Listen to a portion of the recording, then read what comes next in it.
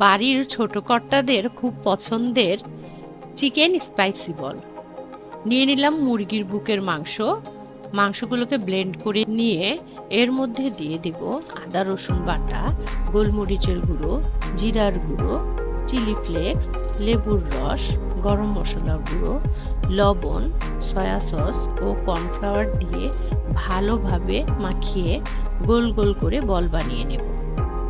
ফুটন্ত গরম পানিতে বলগুলোকে দিয়ে 10 মিনিট ভালোভাবে সেদ্ধ করে নিব। একটি প্যানে তেল গরম করে বলগুলোকে দিয়ে এপিট ওপিট করে ব্রাউন করে ভেজে নেব। দিব টমেটো সস, সাদা তিল দিয়ে ভালোভাবে নাড়াচাড়া করে এর মধ্যে দিব চিলি ফ্লেক্স, ধনিয়া পাতা কুচি ও চাট মশলা দিয়ে ভালোভাবে রান্না করে নেব। নামিয়ে ফেলবো।